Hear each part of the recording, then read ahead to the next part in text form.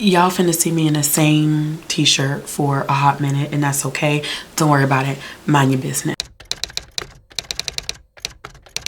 Hey y'all, it's Ashley from Bookish Realm. My voice is gonna be going a little in and out because of the fact that I have had some health things going on in the past couple of weeks, specifically related to my breathing.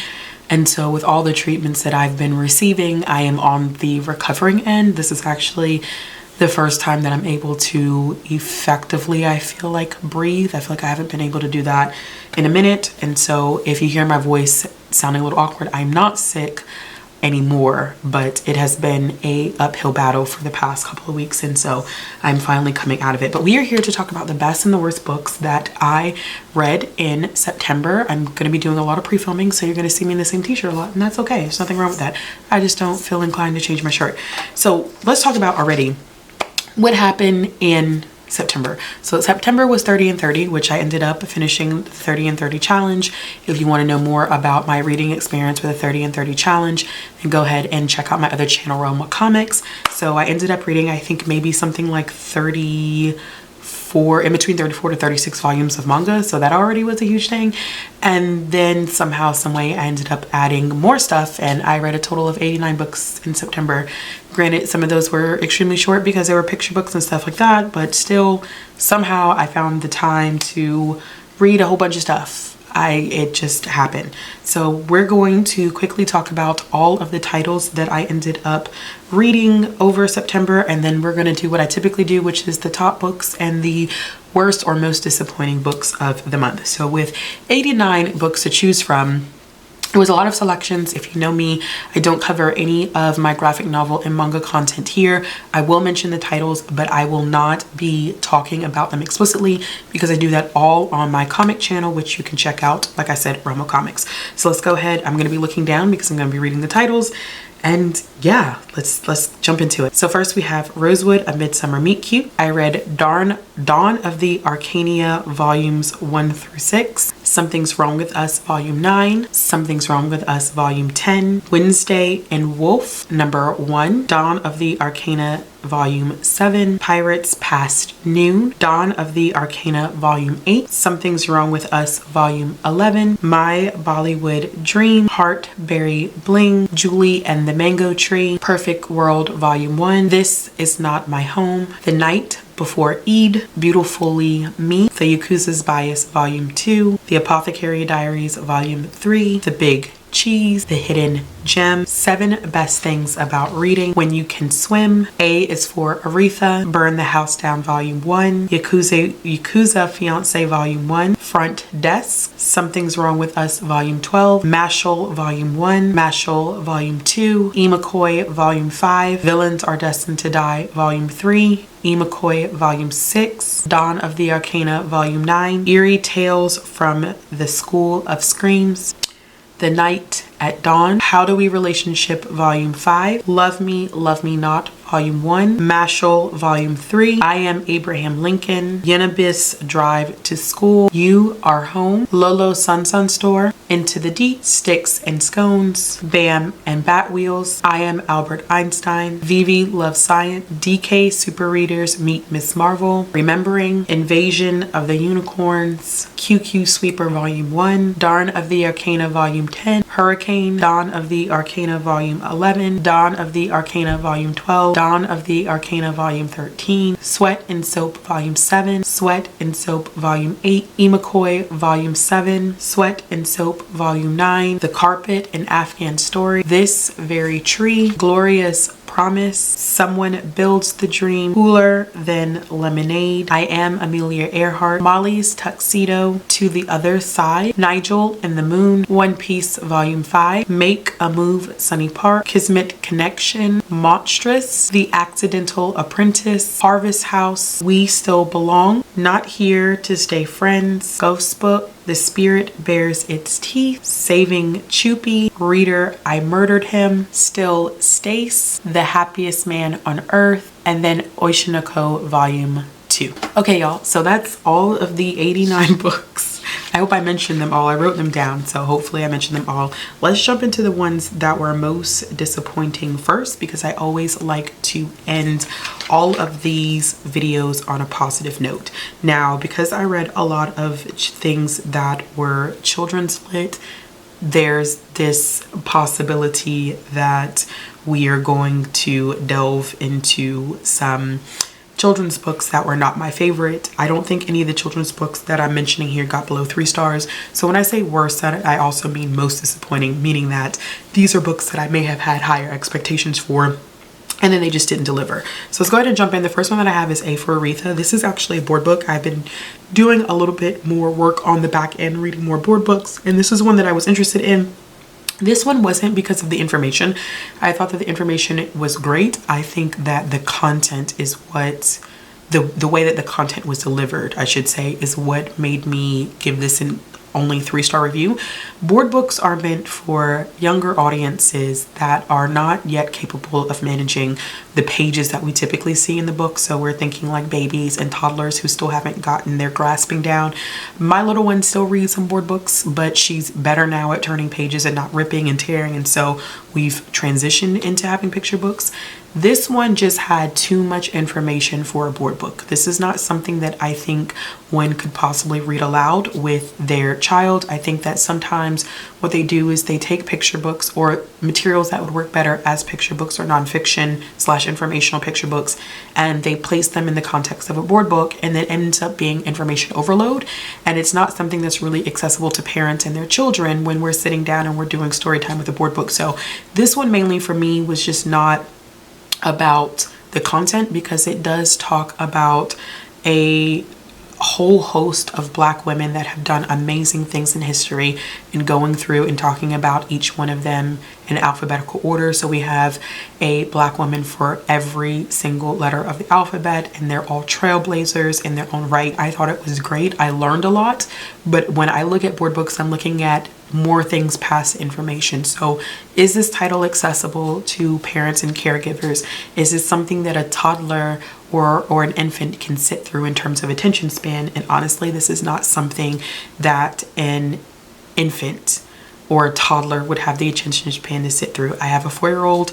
She's pretty good with her attention span, but even I know that would have been just information overload. So not so much content for this one, but definitely in terms of the way that it was formatted and shared was a bit much. And so I gave that 3 stars. Definitely, if you're older or you have one, you know, that's not going to be bothered by having a board book in hand, it is a great source of information, but I kind of wish that this would have been an informational picture book as opposed to a board book. Next one that I have on my list was a disappointing read for me, and that was Rosewood, A Midsummer Meet Cute. I went into this one, I've been reading a lot of young adult 2023 releases for a work project that I'm engaging in at the moment, and this was the one that I just kind of was in a mood for, a YA contemporary romance. This is definitely a book for people who are fans of Bridgerton.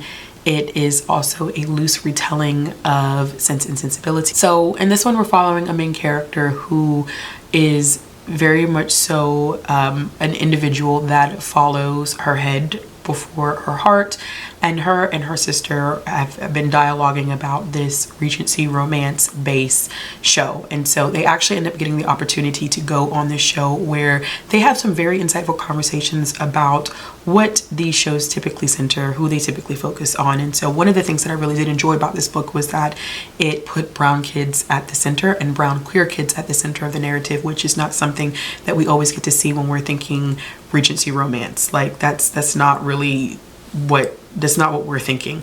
And the relationship between the two sisters was great. Their father has passed away before this book takes place, and they really depend upon each other. And I like that our main character was protective, but her younger sister did step up throughout the novel and remind her, like, I know that you love me, I know that you care, I know that you think that there's a piece of, you know, me that's always going to struggle because of the loss of our father, but you also have to live. And so she lived a very, I think, boxed in, sheltered type of life intentionally, and because she was so focused on her sister, she never took time to really think about herself. And I love that her sister kind of not necessarily gave her permission, but reminded her that it was okay for her to think about herself, that she wasn't wrong for thinking about herself. Now, there were two primary issues that I had with this one that made it kind of difficult for me to enjoy it as much as I was expecting to enjoy it. And the first one was the chaotic energy of the plot. There was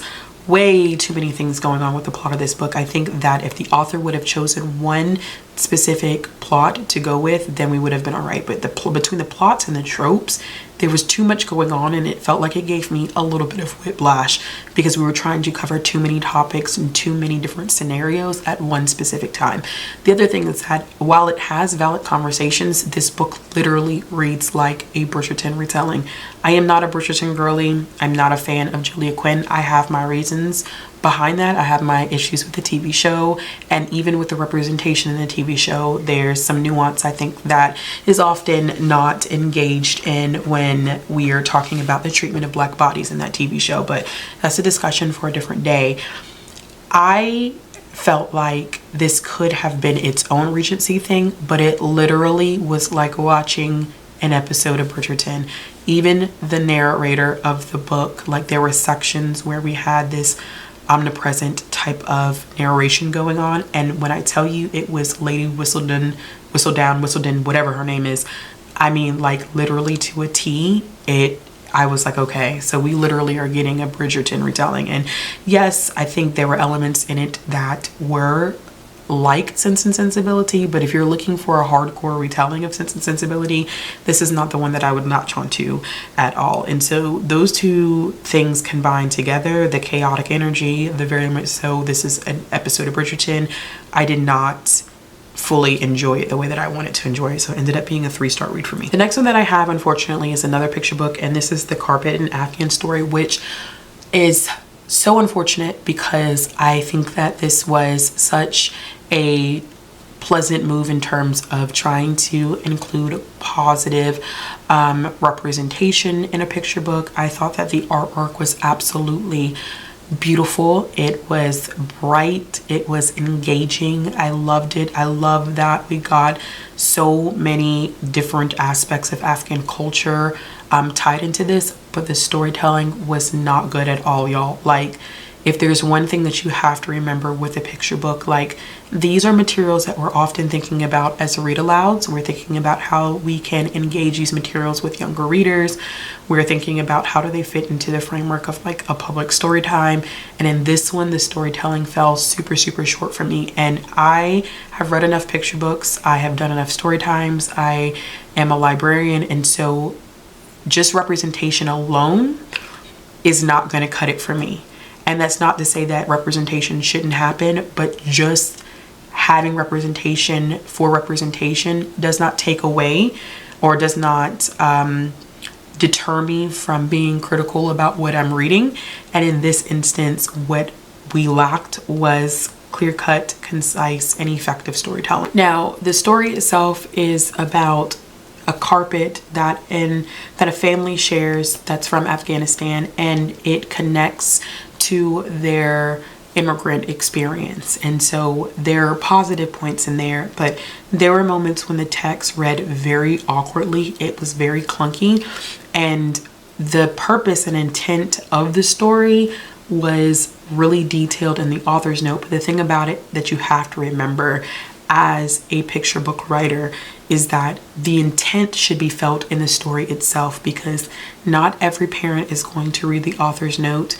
When you're at story time, you don't have time to read the author's note. No one is going to make that space and time to read the author's note. So if your intention is not clear and well defined in the text, you cannot expect everyone to engage with the author's note in order to get that intent, its purpose. And I specifically hold that for picture books. That I think that's a very important element in picture books. I think it's fine to expand on your intent and purpose of the story in your author's note, but just explaining it without having that laid out and aligned in your text already, I think causes some sort of issues. Now, granted, I still do think that it was a beautiful picture book. I did take away quite a few things from it. I did end up giving it 3.5 stars, but I was really looking forward to reading this one, and there definitely were some elements about it that were disappointing. The next one that I read, I don't even have the words to describe this book, y'all.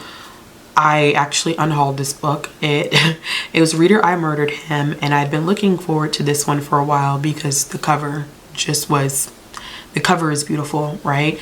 And the title, Reader, I Murdered Him, it's intriguing. It's fascinating. It takes place, you know, during a time in history that I in English history specifically, that I think is interesting.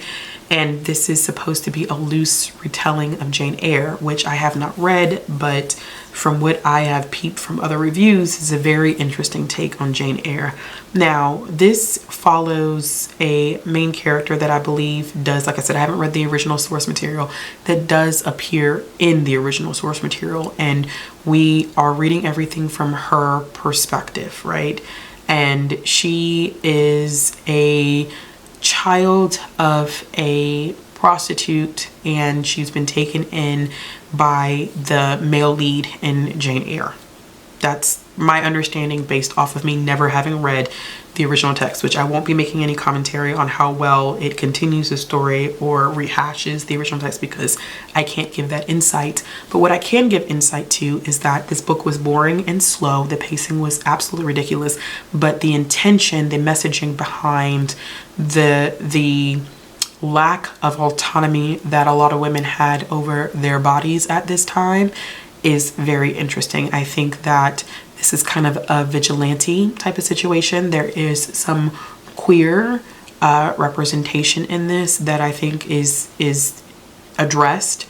And I did, like I said, I did enjoy the conversations about women having to protect each other when they're forced into situations to marry people who are older than them, you know, be amongst men that want to take advantage of them, harm them, and they're simply seen as a commodity. Now, I read another book that tackles the same subject, but does it in a much more brilliant way. The issue that I had, like I said, the pacing was horrible. I think that it was really, really slow and boring in some places. When we get to the parts where the initial murder occurs and we start to see our main character turn into somewhat of a vigilante, it gets a little interesting, but the ending of this book completely threw me for a loop. It was disgusting. I'm not sure why Rochester. I was like, why can't I remember this man's name? What the intention was behind that, but I think we could have done without, and I can't say it because it was it literally is the ending, and I don't want to spoil it. But if you've read this book, then you know that that ending was, I'm not sure where we got that from, but it was sick. And it does put her in a situation in which she has to make a decision that is made in essence, I think, to protect herself. But I was very confused on how we got from point A to point B. And the author tried to loop back around to the beginning where the main character meets another woman that is living at the house, supposedly. And this whole idea of women being seen as a commodity. But I still don't get how we got from that to this final conversation that was had between our main character and Roch. It was just weird. I'm not gonna lie to you. It was very weird. I did not like it. It threw me off. I knew that some people had said that the ending was strange, but I didn't know it was like that way. And so I gave it 2 stars. I can't in good faith recommend, but there we go. Okay, and the last one that I have on here that I was not a huge fan of. It's not that it wasn't a interesting book. It just was predictable. And that's Not Here to Stay, Friends. I'm not sure what made me pick this one up. I think that I picked it up simply because it was it's a 2020, I just want to double check. It is a 2023 release. And once again, going back to the 2023 release that I'm doing for my job. And so in this book, we are following two characters, a hero and heroine. It's a YA contemporary romance told in alternating perspectives. The two of them have been best friends for a long time, and they have started having feelings for each other. So this is childhood friends to lovers, I guess, type of vibes. And so they haven't been around each other in a long time, but they've communicated over the years because he's moved to a different state. And so she flies out to spend time with him for the summer, and she finds out that she's not really going to be able to spend that much time with him for the summer because his dad runs a production company, and he is now producing a reality show kind of spin-off somewhat for the main character of this reality show. Honestly, the reality show, the way it was described, reminded me like The Hills / Laguna Beach. It definitely gave those vibes. And so when she finds that out, she is like, okay, cool, I would love to go to set with you, because she wants to do screenwriting. And when she's there, they're like, oh, we're missing a girl. We're gonna choose you to fill her place. She cuts a deal with her best friend's dad, and he's basically like, just do this for me. If you make it to this part, I'll hook you up with a screenwriter, whatever, blah, blah, blah, blah. Naturally, like, I think that for me, sometimes, unless some romances, especially YA contemporary romances, unless they have like a unique twist to them, they're gonna always be quite predictable for me. So, you know, there were elements about this that I liked. I thought that the pacing was good, it was engaging, but I knew what was gonna happen. It was very clear cut to see like how this romance was going to play out. I did like that he was very much so an advocate for her, and definitely, you know, cared about her a lot. But the third act breakup, I was just kind of like, it was completely and totally preventable. It was unnecessary, as a lot of third act breakups are. But this one, it was like, it's kind of like a trying to protect you, but didn't be completely honest with you at the same time. And so I was just like, you could have just communicated. Like, that just would have been a lot easier. There was an interesting kind of way that this kind of plays out with the guy who is the reality show lead, and some revelations about him, his past relationships come to light. And I think that that was an interesting element of it. But this wasn't a bad book. Like, this was a solid like 3-star read for me.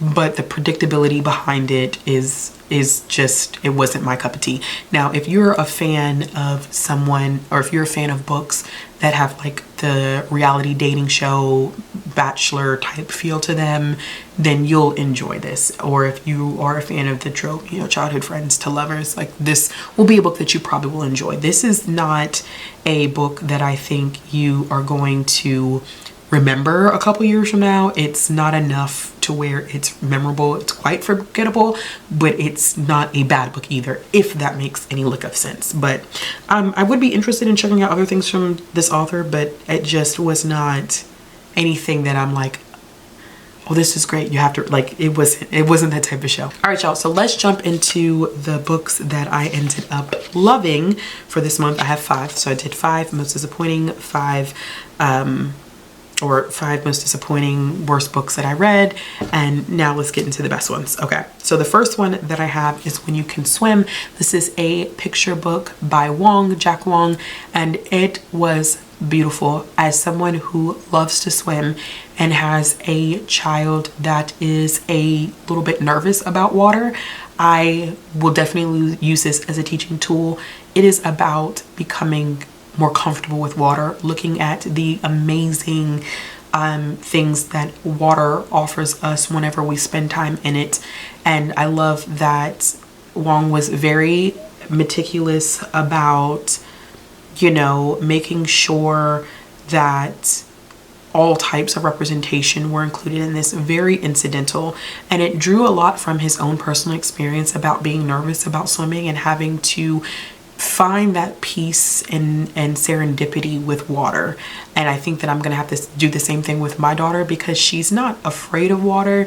She's in that phase where it's like, I don't want to stick my head under because I don't know what I'm supposed to do. So she's not there yet. We will be doing swimming lessons.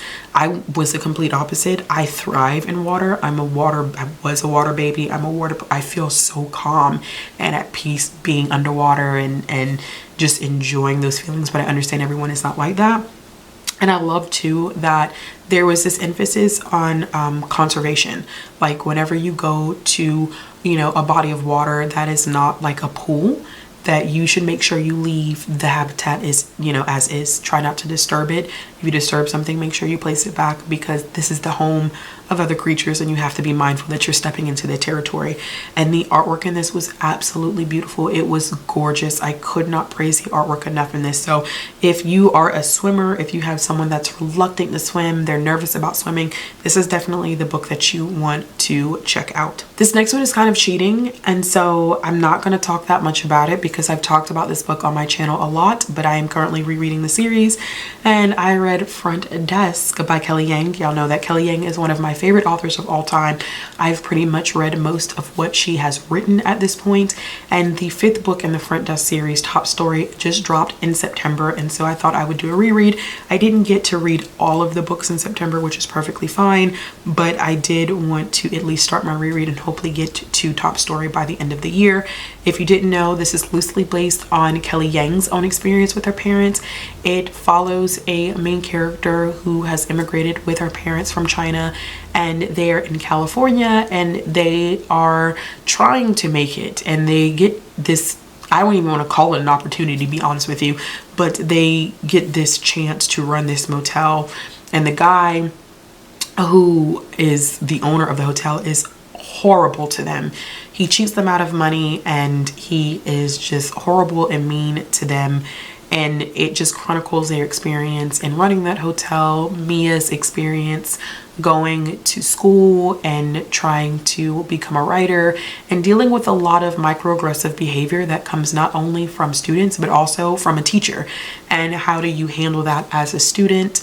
It's a lot about friendship and community, and her family ends up doing some amazing things with this hotel in terms of, you know, looking out for other immigrants. I love that Kelly Yang did spend part of this process detailing what it was like for different minorities. So she is speaking from her experience coming from China, but she also highlights the experiences of like Black people in this country, and how Mia is not aware of that until she meets a specific character that is Black that stays at the motel, and he talks explicitly about what it's like for him being a minority in the United States. And it's just well written, it's very engaging, it's fun.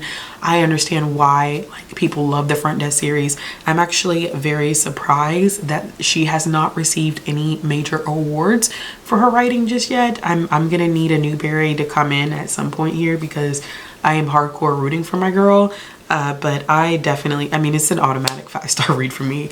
Whenever I read Kelly Yang, I have rarely ever dropped below 5, and if I do, it's like a 4, 4.5. So kind of, you know, cheating by including this one, but that's okay. I love it, and I will talk about it over and over and over again. The next one that I have is a new series that I've been excited to start, and this is The Accidental Apprentice, which is the first book in the Wilder Lore series, which focuses on a main character. It's a middle grade fantasy. It's a main character who lives in this town that has a lot of rules, and one of their major rules is to never go into the woods. You're not supposed to go into the woods because there are all types of creatures and people who are called lore keepers who bond with these creatures, and it's an issue because you just don't want to be that person. Well, unfortunately, he does end up having to bond with a creature by accident because he goes into the woods, and it ends up happening, and then that gets out to the town, and the town ends up running him out. So he's kind of caught in between two worlds, where he's like, you know, do I want to go back here where I've never been accepted? I don't really have family and no one really wants me here, but then there's this like Wilder lore keeper world that I know nothing about, and I've only been taught that these people are bad.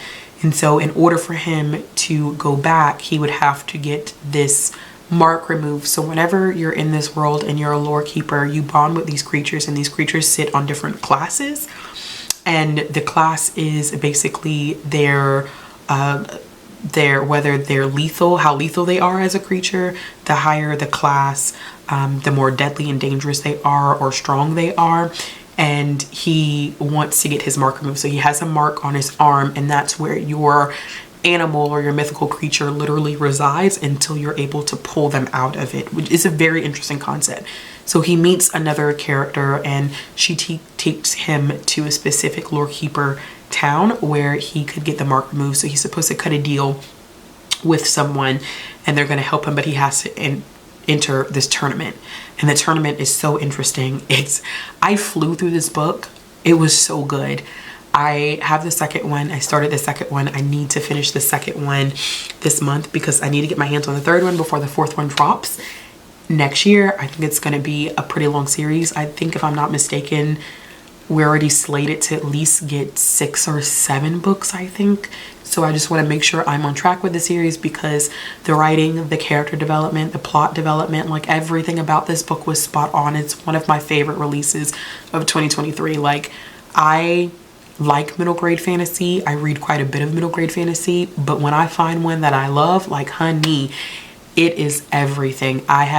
There's so many just themes I think that we get in this, like, you know, friendship, the feeling of not fitting in, trust and family, and just everything in this book does not appear, is not the way that it appears. That's what I meant to say. Everything in this book is not the way that it appears. And so there's this huge twist at the end of the book where there are characters who I was like, I think like I got tinglings about them, but to be quite honest with you, I didn't see it coming the way it came. And I was like, yo, like that is wild. And so it beautifully leads itself into this second book. And we have this beautiful friendship that's developing amongst these 3 characters. I think our main character goes through such an extensive process of healing from just past trauma and learning to have faith and believe in himself and know that like who he is perfectly okay in spite of everything that he's been told living in his previous community, that maybe there is love and friendship and community to be found with the lore keepers. So if you've never heard of the Wilder lore, like, you're missing out, okay? Because the Accidental Apprentice, a book hit. It was everything. It was life. All right, this next one should be of no surprise to anyone. I read Andrew Joseph White's, is it Andrew Joseph White or Andrew Joseph? I swear I be tearing Andrew's name up, and I'm about to look it up because I always feel like I cannot decide in my brain whether it is Smith or White, and I am pretty sure it is White. I had it right the first time. The Spirit Bares Its Teeth by Andrew Joseph White. Y'all should have known that this was going to be an instantaneous 5-star read for me because I loved his first book. Well, it wasn't his first book, the book that he put out last year, How Followed With Us. It was so good. So where that one was a kind of horror fantasy, this one feels like a historical horror, very interesting with some fantastical elements attached to it. But we are following a trans autistic character that has violet eyes, and in this world, violet eyes are a commodity, honey, which goes back to early in this video I was talking about women as a commodity and what that means in society, especially trying to navigate a patriarchy. And this book handles those themes so well. So our main character enjoys medicine, loves medicine. And I mean, because their brother is a doctor and they also want to follow in those footsteps, but they are forced to be a girl even though they are trans, and they are sent to this institution where all of the women with violet eyes are made to be fixed. And when I tell you the way that they are sold, bought, traded, the way that they are treated as commodities, the way that their bodies are controlled, this was very, very interesting to read. It was very, very difficult to read. I would check out the content warnings on this one because the medical experimentation that happens is very much so on page. And Andrew Joseph White does not shy away from body gore or body horror. And I have had to take all of his stuff very slowly because it is a lot. I think that this book addresses this whole idea of female hysteria, and by by saying that the women who have violet eyes that dabble in the arts are bound to lose themselves, and that the behavior needs to be corrected. They need it to be fixed. They need to be righted. And so we have so many elements that address homophobia, ableism, misogyny, and the medical aspects of it also tie into that very, I think, neatly. This idea of your body being controlled by other people and having to tear parts of it away, or wanting to tear parts of it away because you just don't want those aspects of you to exist in a way that benefits other people or becomes a commodity for other people, or makes you live in a situation where you're uncomfortable. This was an atmospheric book. It was haunting. It was well written. The audiobook was very, very, very good. Whoever narrated this audiobook, chef's kiss. They captured every single element of this book. It was intense. I mean, very, very intense, especially those scenes where we see this medical horror on page. That was difficult for me as someone who's gone through a traumatic childbearing situation. That was tough, but I understand why White decided to go in that direction. And one thing that I do like about Andrew Joseph White and his writing is that he does explore these difficult themes, and how some of these themes are so detrimental to people's mere existence.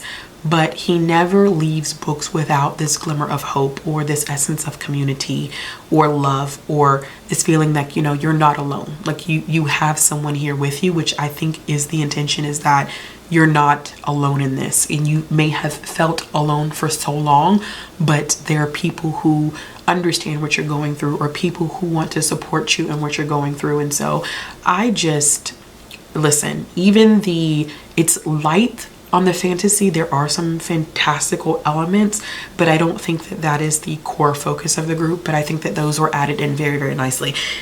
Once again, Andrew Joseph White is going to make my top my top books of 2023. At this point, I just don't see him not being an instant read. Like, it just, as soon as I found out that this book was releasing, I was like, I must be first on the list to read it, because if this is anything close to Hell Follow With Us, I'm going to love it. And they're very two different books, but I think Andrew Joseph White just has a brilliant mind, and so this definitely did not disappoint. And the last thing that I have on my list is another picture book, and it is This Very Tree. This is it's a blending almost, which publishing loves to do this. This is like a blend between fiction and informational picture book, where we are looking at the actual tree that was rescued from the wreckage of 9/11 and was taken to another place where it was nursed back to life, and it now is in the memorial area for 9/11. I think that this one was quite emotional for me because I vividly remember 9/11. I was in 5th grade when 9/11 happened. I had a close friend best friend, both of our parents were military, and we actually had to, when things started ramping up, we actually had to take her and her brother in because both her mom and her dad got deployed, and they didn't have any close family by. So it was just a very intense moment in my life, having family in New York, people who are right there. And I think this idea, this connection between the tree and the people of New York was just absolutely beautiful, because this tree was broken. People didn't know if it was going to survive, if it was going to make it back, and with a lot of care and love and hope and nurturing, it was able to grow back. And you think about how much that city went through. And I know that it was a lot that we as a country went through, but I always in particular think about the people who are right there that day, who witnessed all of this stuff happening, the amount of people who passed away, the people who are dealing with health issues post 9/11 because of the inhalation of all of the debris.